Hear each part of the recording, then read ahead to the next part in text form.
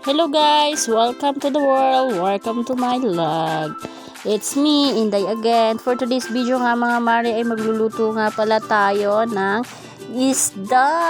Isdang salay-salay. Masarap yan at lutuin nga natin mga mare.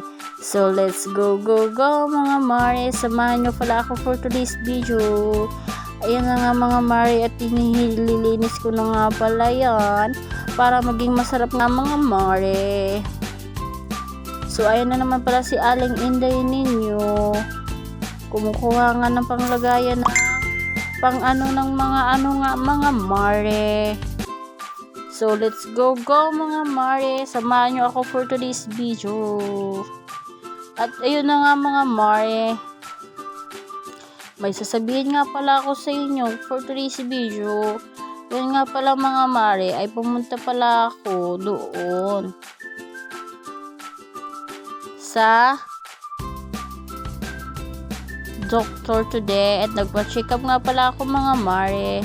At ayun na nga ang resulta nga pala ng mga mare ay nagpa-laboratory pala ako para malaman kung ano nga ba talaga, meron ba talaga akong cholesterol sa aking katawan. So yan na nga mga mare, para healthy yung ating food ay magluto pala tayo ng paborito kong laswa na may isda. Iyan nga mga mare, namimiss ko na talaga kasi yung buhay sa probinsya nga mga mare. Pag lumaki ka talaga sa probinsya, mamimiss mo talaga yung mga bagay na gusto mo ulit-ulitin, na alaala mo na lang, na gusto mong balikan nung pagkabata mo. Hindi, bata pa naman ako sa pagkakataon nito, yung medyo hindi pa man talaga ako masyoli na ano na, kasi ako 25 years old pa lang naman ako talaga mga mare. Kaya ayan yung pinapakita ko nga pala sa inyo. At ayun nga, kumukuha nga pala ako dito ng ano para kasi hatiin ko nga yan mga mare. Hatiin ko pala yung isda na binili ko kasi para para sa susunod naman nga mga mare ay may maluto na naman tayo.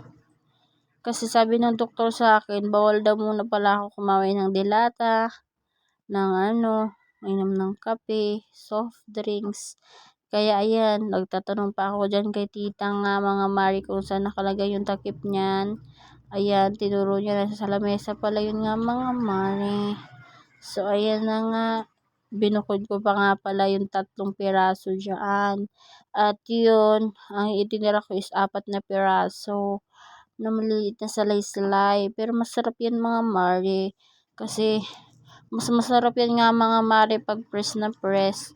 At ihulog mo sa mainit-init na sabaw na may nakalagay na tanglad at dahon ng sibuyas.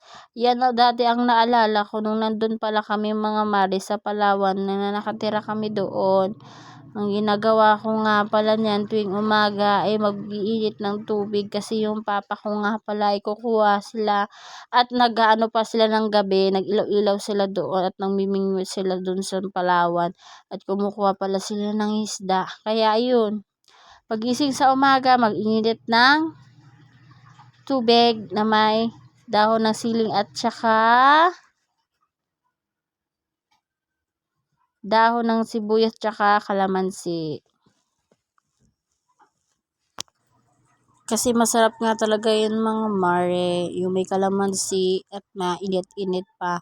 Iala mo sa sabaw. At ayan nga mga mare, ay naghihiwa na nga pala ako dyan ng kamatis at sibuyas para pangpasarap ng ating gulay. So yun nga mga mare. Let's go.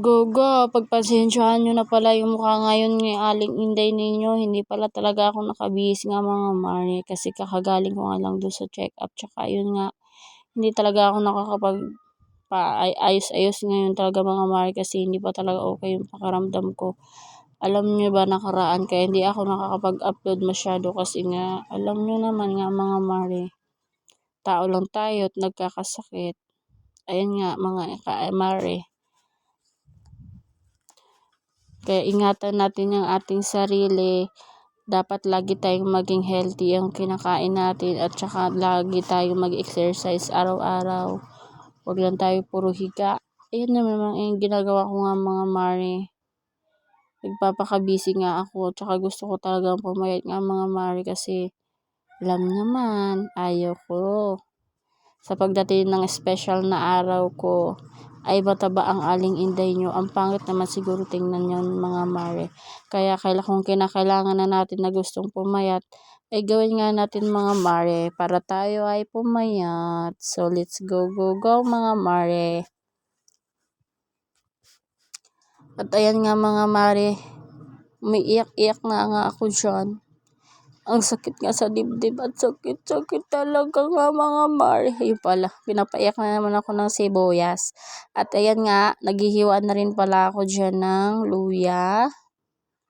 Ang sakit talaga sa mata nung mga mare, nung sibuyas. Kaya napapaiyak na lang ako dyan.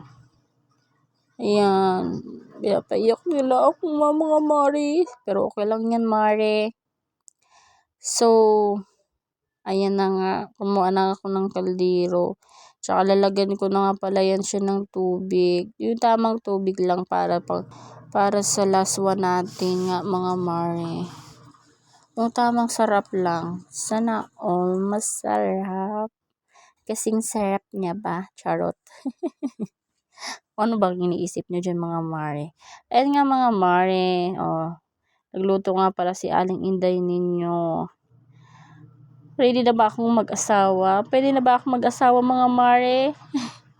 Marunong na ba ako sa buhay? Kaya ko na ba mag-asawa mga mare?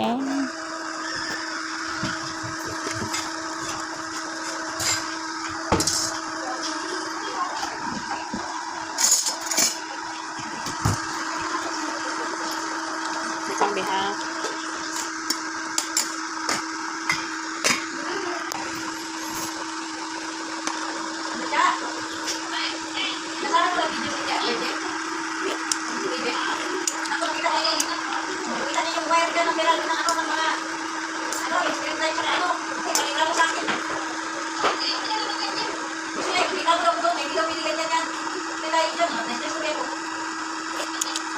Masarap na talaga pag masdaan ang ganyan kasarap na gulay ng mga mare. So let's go, go, go mga mare. So ayun na nga, nag-prepare na pala ako dyan nga mga mare at nagkuha na nga pala ako ng kanin. Nilalagyan ko nga pala ng aking sabaw at kakain nga pala ako ngayon mga mare. Ayan na nga, unang kagat ay samahan nyo nga pala ako dito.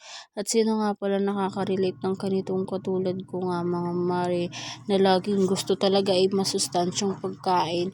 Na laging gusto ko pala nga mga mare ay gulay. Hindi talaga ako magsasawa kumain ng gulay. Gulay at saka may halong isda. Kasi ewan ko ba, mas okay yung ganong pagkain kaysa naman sa kumain tayo lagi ng matataba ng karne. Although okay lang naman din yun kasi nga 'di ba kailangan din natin sa katawan yun. Pero wag natin abusuhin nga mga mare. Kaya kumain din pala talaga tayo ng gulay. Shout out pala dyan sa mahilig sa gulay na katulad ko. At sa katulad ko parang content creator na nagsisimula pa lang nga mga mare. Sana patuloy nyo pa rin kami samahan. At balang araw, hindi kami nagsasawang humingi ng tulong at manalangin sa Panginoon Diyos na sana isa rin kami sa pagpapalain dito sa mundo ni Meta at sa mundo ng pagbablog.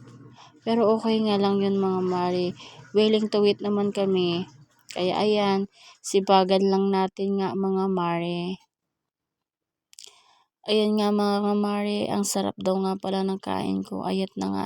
Mabilis na pala ako dyan kumain nga mga mare. Ayan.